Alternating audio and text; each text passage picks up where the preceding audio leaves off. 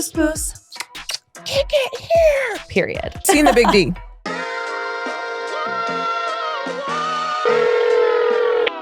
Hello. What?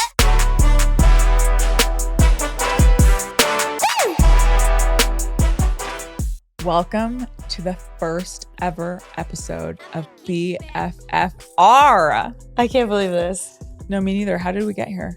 I don't know, but I'm so happy. I don't know. We're here. We're That's here. all that matters. And before we get into it, because we're going to get into it. Oh, we're going to get into it. May we remind you to follow us on social media at BFFR Show, subscribe to the show on YouTube, and follow us on Apple Podcasts or Spotify or wherever else you get your podcasts. Yeah. Honestly, we don't really care how you're listening or where you're listening from, as long as you're listening to us. Period. And if you rate and review the show, we only accept 5 stars. It helps others find us. And we definitely want to be found. You can even call us at 1-833-TXT-BFFR. That's 1-833-898-2337. We love hearing from you. Your question or comment might end up on the show. It's got to be good, though. All right, Sid, kick us off with an affirmation. All right, besties and testies. We don't discriminate. We don't fake it. We face it. Poos poos. You know, let's start out with a bang. Yeah, let's do it. Yeah. Tell us, Sid. Yeah. If anyone watching this show doesn't know that I took mental leave from soccer, that's what I did. I think this is, why we kind of started the show, is just to be like very honest and real and open about everything. Relationships, life, friendships, teammates, teams, all the things. And yeah, I was really struggling, and I just had a lot of things kind of on my plate all at once. And it was really hard. And I definitely didn't take the time that I needed in the moment. That's just not who I am. But then, my best friend and my friends, who are also my teammates, came to me, and you basically said, you need help and we're worried about you. And my family was as well. And I think that was really important for me to be able to not only see what I was putting myself through, but to see what I was putting everyone else through. I think that was really hard. And of course, I appreciate you so much for guiding me through this and still continuing to do that.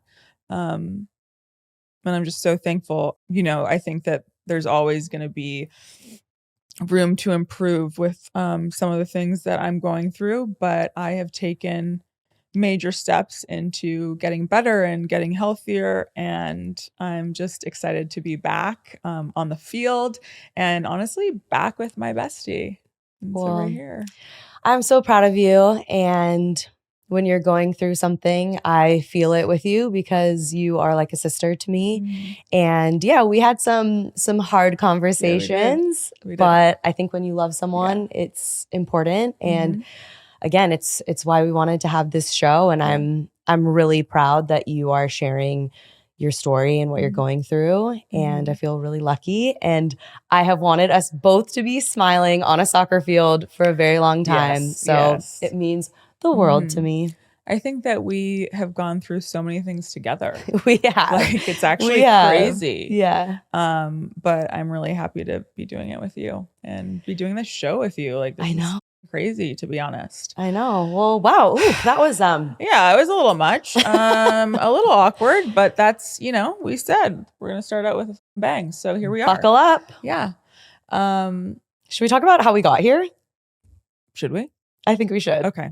You started off. Okay, well, we had a really good thing going with our Instagram content. Yeah, I think it started off with an Usher music video where you were performing in the rain. Yeah. There were worms coming up out of the grass. Lots of worms. Yeah. Did not deter you. You were grinding up on that mat out there. Yeah. And it was kind of a big hit. It was. Then we realized, hey, we're kind of funny. Well, according to Rocky, you were funny. Oh, yeah. Yeah. I remember this. I remember this. Yeah. So we did the Usher music video. We did a Valentine's Day expectation versus reality. Everyone can see themselves in that for sure. I think so too. Resonated with a lot of women and their partners. I think, especially the athletes who, we're putting our retainers in. We're using the massage gun, the boots. Yeah, no time for any hanky panky. No. Don't look at us. Once the retainers go in, it's time to go to sleep. Exactly. And so we started doing the intros on Instagram, and we had Rocky Rodriguez, our teammate at Angel City last season, help us out with one of the videos. She was throwing water basically in Sid's face. I didn't know that it was just going on to me, and I also didn't know that it was below freezing. It wasn't supposed to only go on you. I didn't plan that with them. That was just unlucky. Okay. Yes. So she kind of agree to disagree. I was the producer and editor at the time. Yes, you were. So Rocky asked kind of, oh, what is this for? What are you guys doing? And I said, Sid and I, we're starting a show. And she said, that is so great because Sydney is really funny. And I was like, oh, she was like, oh, thank you. Thanks. But now you've proven to everybody else that you're also funny. Thanks, Sid.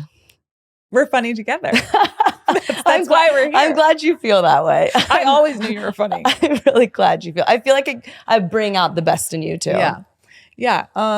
But crazy story. In March of 2023, I got a tweet sent to me that was basically like, you should start a podcast called BFFR. And I was like, that's a really good idea. But you know me. Yeah. It goes to the back. It goes to the back. It's forgotten about. And then Allie really brought it to life. And that's how we kind of came to be. We started with Allie's iPhone 11, the storage. It ran out. And we got ourselves a podcast because the storage was tough. Yeah. So kind of forced the issue. Yep. But when we tried to describe what this was, when we first started posting videos on social media, one of our first episodes, we tried to explain to Alyssa Thompson. Yeah. She didn't get it. No, she was judging us though. The comments, nobody got it. What is this? It is what it is. And we said it was a walking podcast and a living podcast. Yeah. And I'm actually relieved now that we have a sitting podcast because we're too old for that. Too old for that shit. Too tired. Not saying that we won't be walking around and oh no. It'll happen, but that content will still be there, but it is nice to be seated right now. Yeah, I absolutely agree with that. But yeah, that's what BFFR is. It's being for real all the time, which is kind of what we've always been doing. I know. And it's the good, it's the bad, it's the ugly. My really intense intro. Yeah. Sorry about that. But had to get it out. That's okay. And our lives aren't just about kicking a soccer ball. No. That is definitely part of it. But we just want to be real with you. We want to be authentic. And we're going to have some great guests. We're going to have some hot takes. Yeah. Hopefully not bad takes, but I know me and that might be a possibility. So just forgive me now. And we definitely do not always agree. No, we don't. But that's real. And of course, we will talk about soccer. It's the game we both love. We've been doing it for a very, very long time. Yeah. And since before some of our teammates were born. A lot of our teammates were born. Most of our teammates. Yeah. And the game has come a very long way, not just over our own careers, but the history of the sport in this country. And we are in an entirely new era of women's sports. And I really think soccer is at the forefront of that. Yeah. And we're really proud of that. We are. Yeah. And I have to say, of course, we've come a long way, but we still have quite a ways to go. Yes, we do. And we will be pushing for that because just in March, FIFA came out with a report that showed that the average annual salary for a female professional soccer player globally is around $10,900. It's tough. That's really tough. And that number is actually on the high end because it's skewed by the few clubs and leagues that actually pay more, like the NWSL. Right. So the NWSL is a top paying league. But last year, the minimum salary was still only $37,800. Imagine making $40,000 and living in Los Angeles. Yeah. It's tough. Yeah. It's tough. Every season, because of this number, we talk about ways we could actually supplement our soccer income and help pay the bills. And Make the big bucks. These ideas escalate very, very quickly. We had one teammate had a great idea, maybe a beer. Angel Tears. Yes, something with the Angels and connect with the brewery. We wanted to make t-shirts. And then we're like, okay, maybe we do feet pics, maybe a nude calendar. Like we need the money. And then I just thought we needed to up the ante and go for the big bucks. And Sid told Allie, like, we should sell our game-worn spandex because, like, first of all, it's worth even more if you score and it's a win. Bicycle kick spandex. Your goal as a defender, September 22nd, people would pay big money for that out.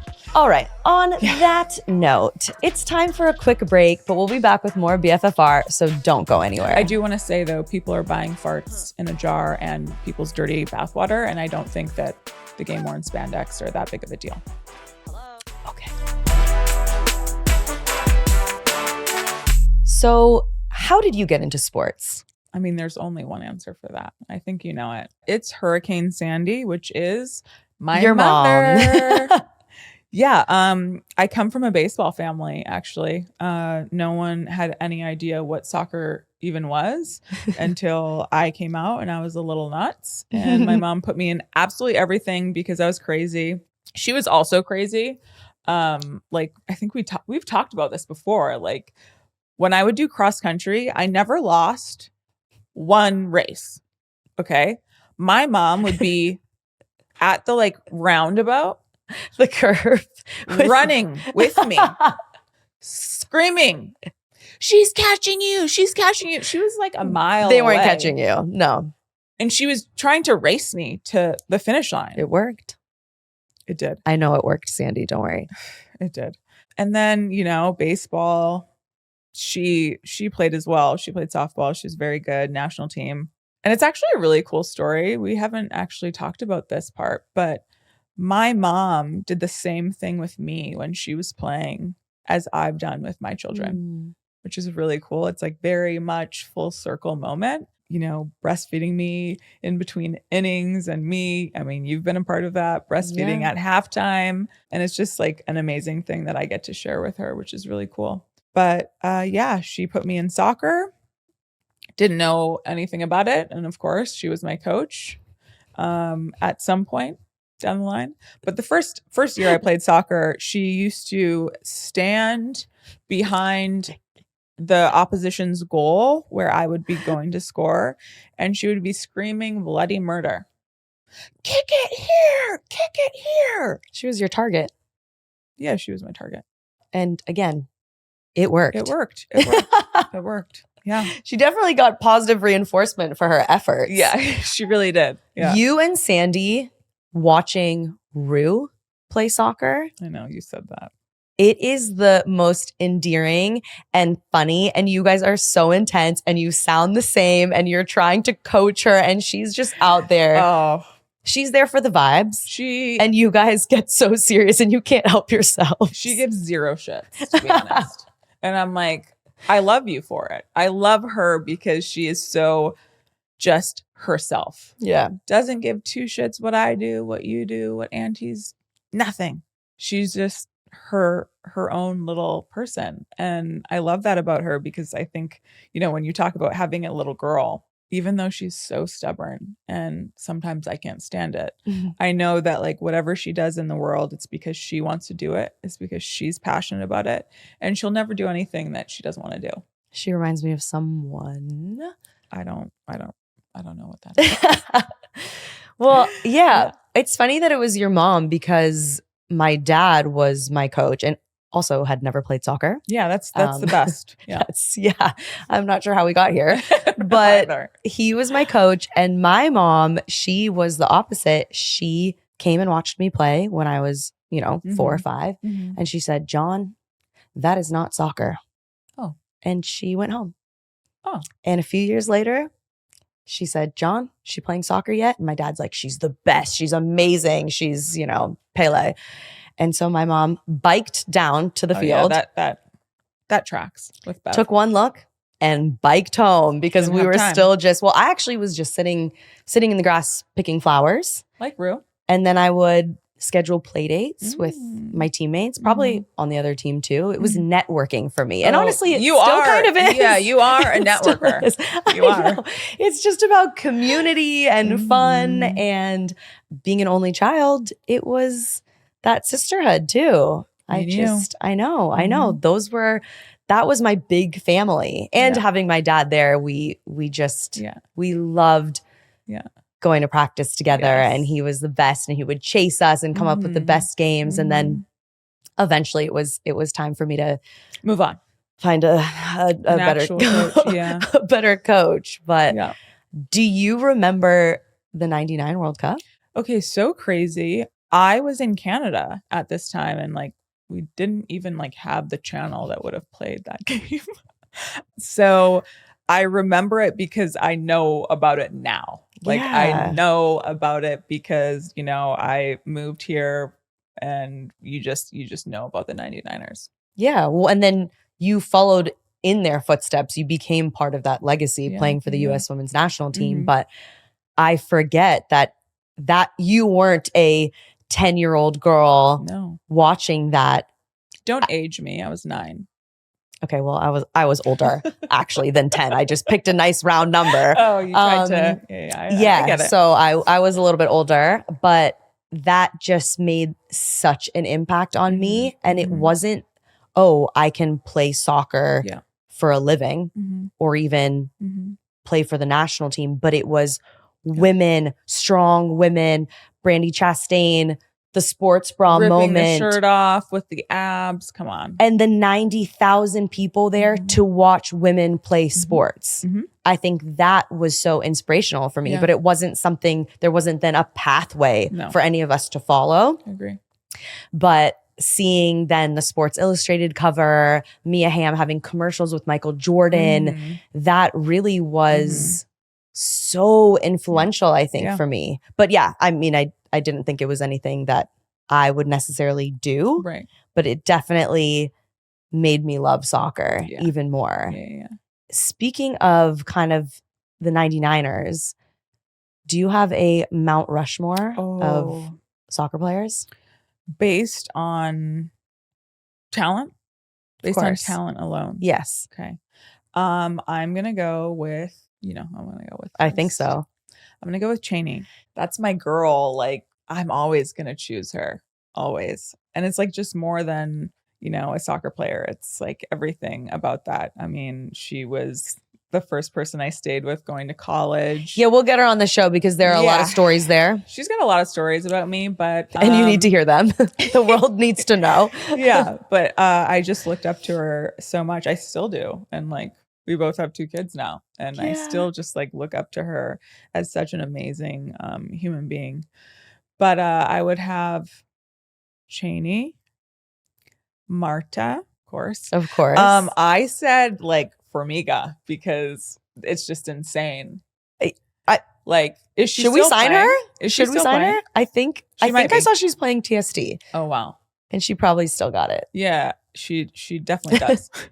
And then I'm choosing Hope Solo. Best goalkeeper in the world. Yeah, I mean, I got to see her play, and I played against her, and I played with her, and some of the saves that she made were unbelievable. Yeah, so she's definitely part of my Mount Rushmore. What's your Mount Rushmore? Whew. Okay, I definitely have Marta and Cheney on there. It is a bit. I don't want to say weird, bizarre. Weird. It's surreal that my memory and the impact that players have had on me kind of starts with 99 because I didn't know. No. I thought you were going to say it's weird because they're our teammates. They are our teammates because besides the 99ers, which for me, the third face would be Michelle Akers, Julie Foudy, Mia Hamm kind of mesh together. Yeah. When they do the like make the AI baby. Yeah. Like it would be the love child of, Of all those three of them. and it really shows how times have changed because there is so much women's soccer out there and publicity and engagement, and it's on TV and you can stream Champions League. But when we were growing up, Nanya. There was nothing. And so it really starts with them. And then we think about players that we played with and against being on our Mount Rushmore, having this huge impact. Yeah. And speaking of, the fourth one for me is Christine Sinclair getting drafted to FC Gold Pride and her being one of the stars of that team. Marta was on the team later in the offseason because LA folded. Right. But Sink was the star of the team, and I didn't realize I had played against her with Canada and New Zealand.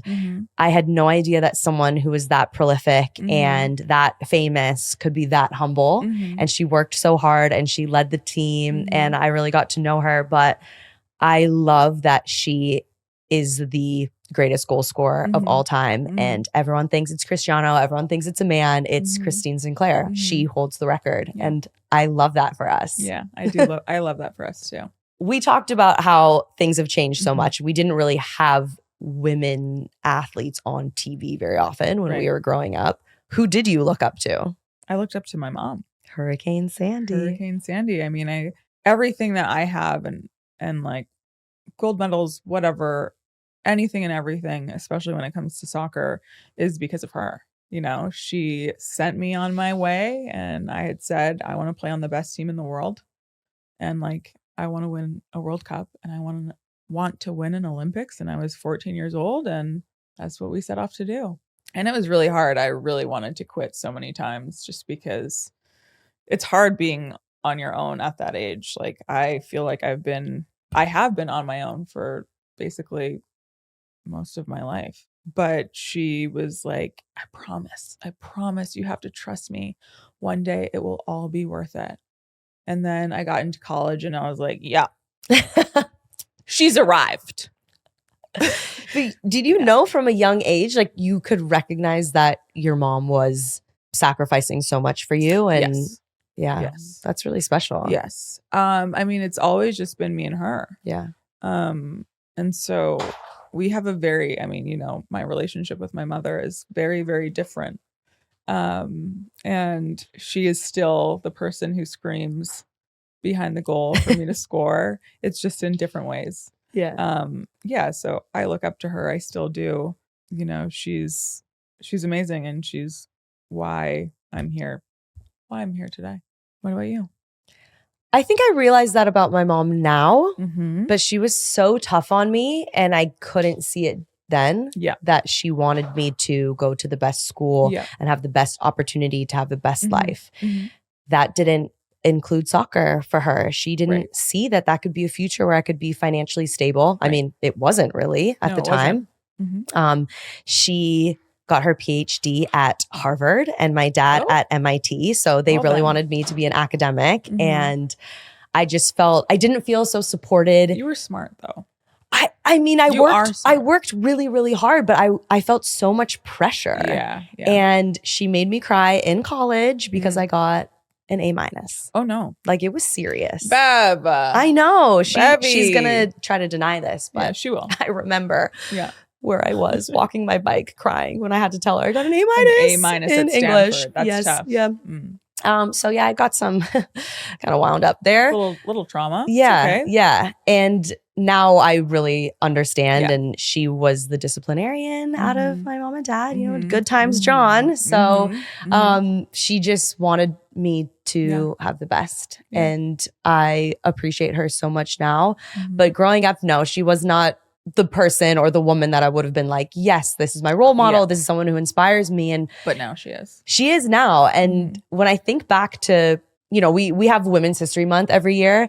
And what I remember from inspirational women was in school talking about Amelia Earhart and Harriet Tubman. And I was like, wow, women are great. But I didn't feel like I identified with Harriet Tubman or Amelia Earhart. Yeah, I don't think so. And I didn't feel like there was really anyone that looked like me, Felt the same way. or like, Mhm. yeah, that I could really see myself pursuing the thing that they were doing because I love sport and I didn't really see that. Mhm. Lori and Ronnie Fair played for the Mhm. national team and they were half Asian, and that Mhm. definitely, like, I saw Mhm. something in that, and Mhm. Michelle Kwan. Mhm. But again, we weren't seeing these women. Right. There was no social media and we weren't seeing them on TV. Right. Yeah. What makes me so happy is that things have changed so Yes. much. Yeah, they And have. you have a very special story about how someone saw themselves in you. Yes. I felt like, I mean, when we were on the national team, like Boxy and I made one full Black person. We also made one full white person. So it was just different. And I'm a different kind of person. I am very loud and I'm here, and I speak the truth, and I felt like I didn't have anyone to look up to that was different. Mm-hmm.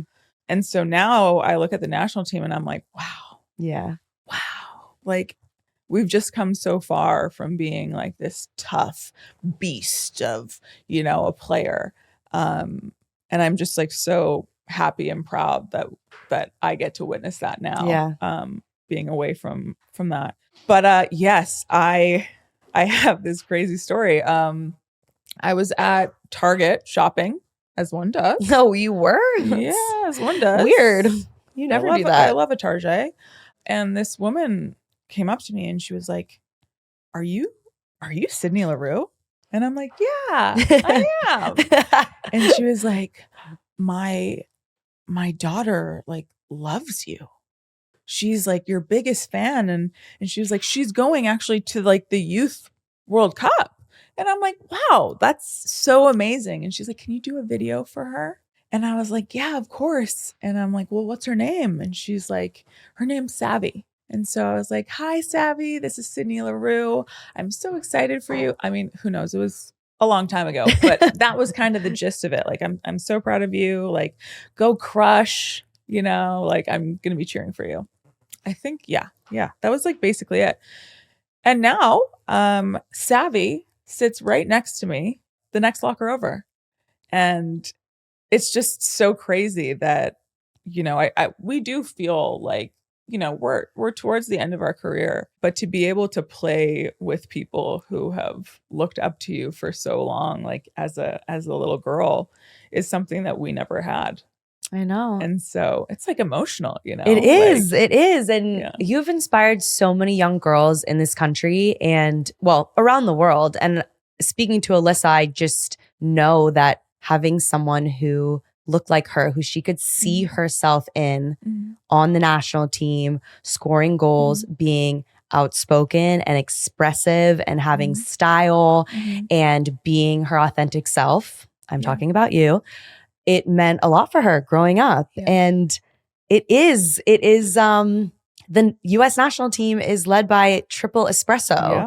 And that's, this quirky, fun, people coming up with these names for them, but this is a expressive. Big deal. They're exactly who they are. Exactly. And they're all so different. And it's so amazing because I think now when, young girls come up playing soccer, they can look at us, at our teammates, and they can find somebody who like they see themselves in. And like, same for you. Like, look at, when you did the camps and all of these many Asian girls. I can't believe it. And it's like, sometimes you just like have to take a step back and be like, wow. Yeah. Like, this is so much bigger than anything we ever could have imagined. Yeah, it really is. Yeah. Do you think that these young players get it? That, we fought so hard so that they would have it better. And we're far from getting there. Yes. Where they would never have to work another day in their life after they retire. We're not really closing the gender gap so much with the payment. But do you think they will keep the fight up? Do they know what it takes? I think they know that they have to. Because I think that even they know with what they get now that they deserve so much more. And so, I think, the kids are all right. I think, I'm very excited for this new young generation to come through because that's what it is now. Yeah. It's the youngins taking over, and I'm just so excited for them. It's very powerful to see the diversity of the team, to see the players, to hear them when they speak too. Yeah. And not just the national team, but this league is full of women who just are fighting, who wear so many hats. The NWSL Players Association was started by a player, Yael Averbush, and led by players, and have made the league so much better and safer. And I just feel like there are so many players who are dedicating their lives while they're active players and then beyond to continuing to grow this sport. And I love listening to a broadcast and having former players, looking at the GM of a team and having former players, 100%. Owners now, former players. I never considered any of that when I was growing up. No. Coach. That was the one thing where, okay, maybe if you want to continue in the sport. Oh, You'd be a Sid. great coach. Oh, great coach. Thank you, but I don't know if I have You the can patience. do it. You can do it. But it's I never considered that we could be a GM or an owner or anything bigger than that tiny being a player, being a coach. Yeah, I agree. Future's in good hands, though. I think so better too. Be. I think so. It better be. When I think about women in these roles, we've talked a lot about if women's teams need to have a woman for a coach. Okay, this is the hot take, that people may not agree with me. And I think you feel similar. Of course, we want women in these jobs, but we didn't really have the same opportunity as men for so long. And at this point, we want there to be something for them to be able to be like the best coach. But to be honest, like, I think we just want the best coach. Yeah. We want the best person for the job, like male or female. And that's everywhere. And we hope that one day we can see females in every single aspect. But yeah, it's like you want the best person for the job. Yeah. And Angel City just announced the hire starting in June. And I know a lot of fans, supporters, people who cheer on Angel City were really hoping for a woman. Yeah.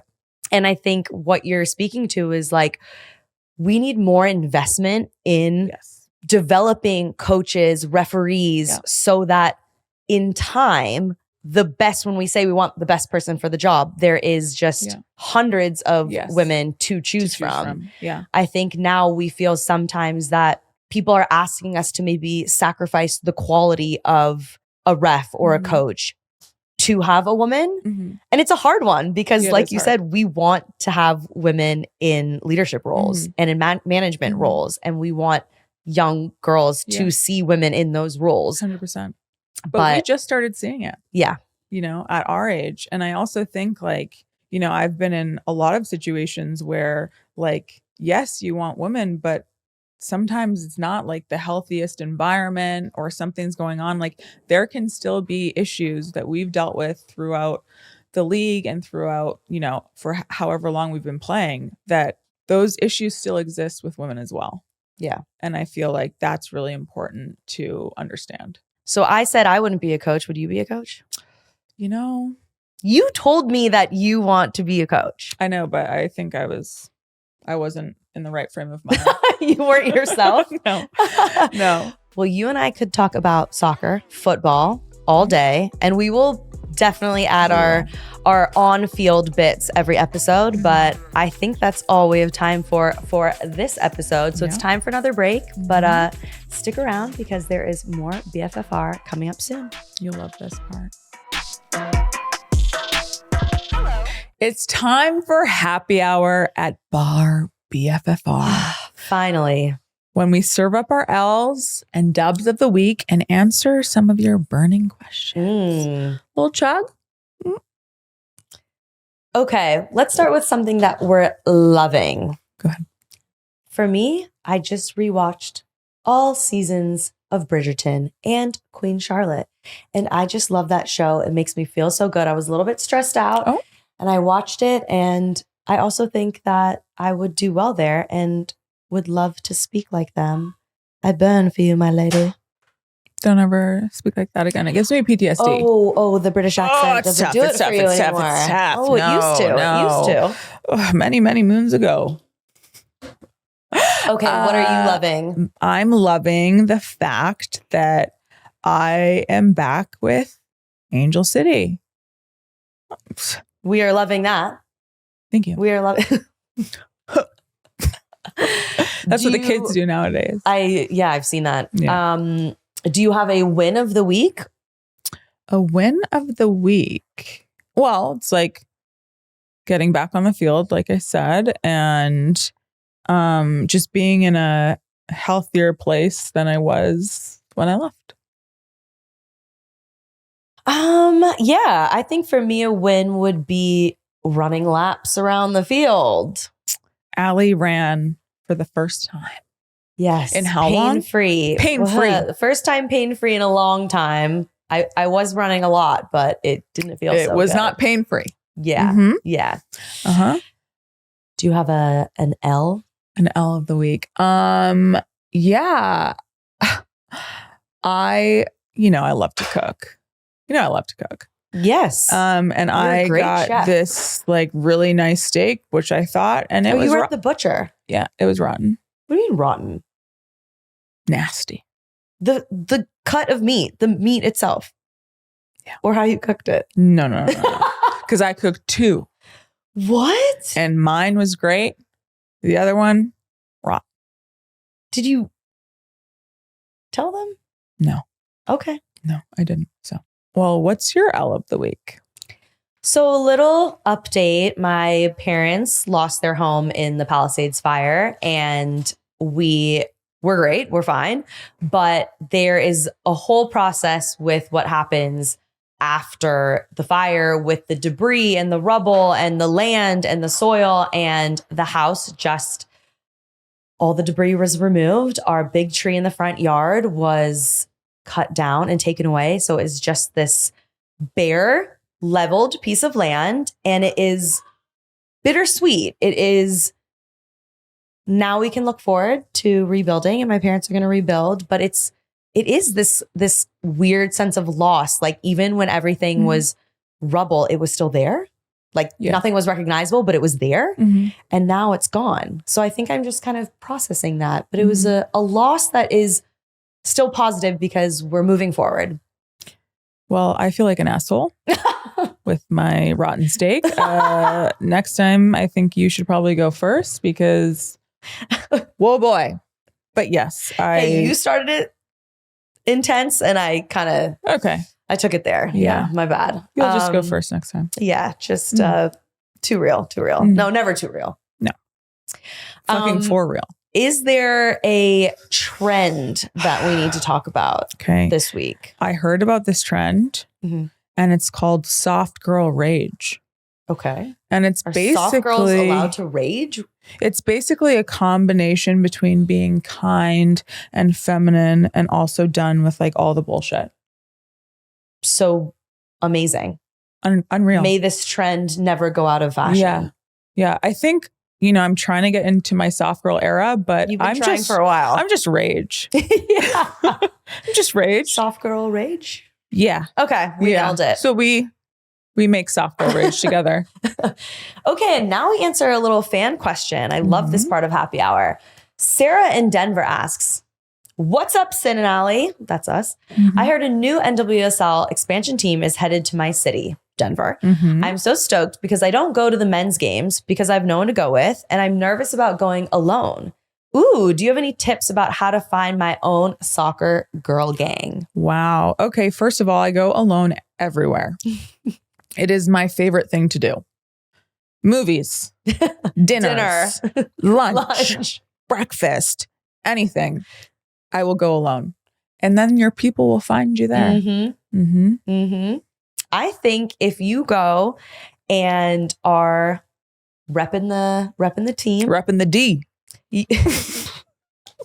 if you've got the D with you Yeah. and you are cheering and when someone scores, if you are just yourself and you go all out, the people will find you and they'll be like, see you here next week. Yeah. The crazies, the normal ones, the quiet ones, whoever your people are as a person, you'll find them there. Yeah. So in the big D, be yourself, embrace going alone, embrace. And don't forget, when you do find people you like, get their phone number or their Instagram handle. I don't know, whatever we do these days. Don't be shy. And if someone isn't vibing with you, they're lost. Bye-bye. Yeah. So see you in Denver. Yeah. If we make it there.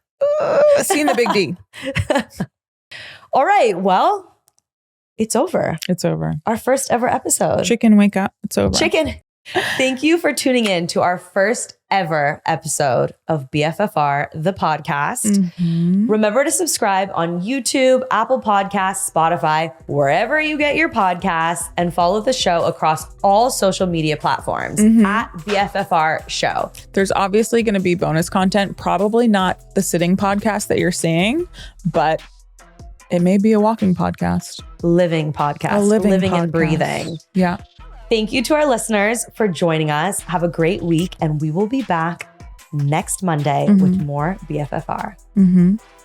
And don't forget, what was our affirmation, Sid? We don't fake it. We face it. Chicken. Boom.